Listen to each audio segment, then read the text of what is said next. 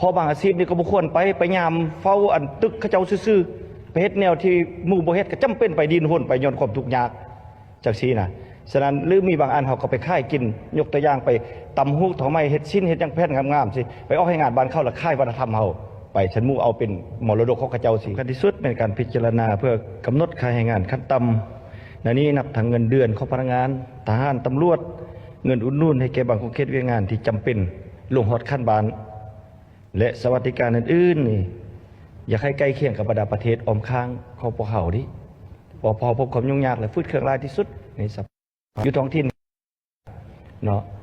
ยกตัวอย่างแต่ก่อนเราเคยเห็นนายสร้างเวียดนามออกมาฮอกให้งานเฮ็ดต่างๆอยู่บ้านเฮาหลายแต่เดี๋ยวนี้นี่เขาเจ้ากลับคืนหมดแล้วก็บ่มีพยักกลับคืนมาเพราะว่าเงินค่าเงินของพวกเฮานี่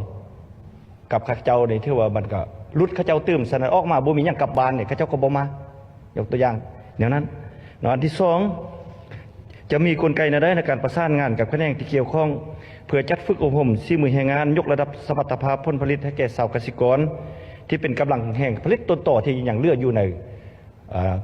บ้านช่องของพวกเขานี่นะอันนี้พวกเขาเอาส่งออกอย่างเดียวแต่ว่าแรงงานที่อยู่นำท้องถิ่นทางท่านบ่ได้เรียนจบวิชาปลูกวิชาเลี้ยงเวียงกันอยู่เฮ็ดตามมีตามเกิดเลยเทคนิคก็บ่สูงแน่นอนพวกเขาจะพบกลมทุกอย่างต่อไปอีกฉะนั้นต้องมีวิธีลงไปเข้าถึงเขาเจ้าผู้ที่อยู่หากท่านบ้านปรากฏว่าโรงเรียนไล่โรงเรียนไล่มวดโรงเรียนนี่ก็เป็นโรงเรียนเป้าวางสันมุดใช้อันโอกาสตัวนี้เพื่อยกระดับข้าเจ้าเนาะอันที่สามแมนปัญหาเรื่องเพิ่มเติม1 นาทีเอาสั้นๆลงจะเห็นอะไรในการดัดส่งเสริมระดับส้มโครงประกอบสาขาอาชีพเพื่อตอบสนองให้แก่ความต่อการภายในหรือส่งออกต่างประเทศให้สมดุลและมีนโยบายต่ออาชีพที่สมควรไว้พอบางอาชีพนี่ก็บ่ควรไปยามเฝ้าอันตึกเขาเจ้าซื่อๆไปเฮ็ดแนวที่หมู่บ่เฮ็ดก็จำเป็นไปดินห่นไปย้อนความทุกข์ยาก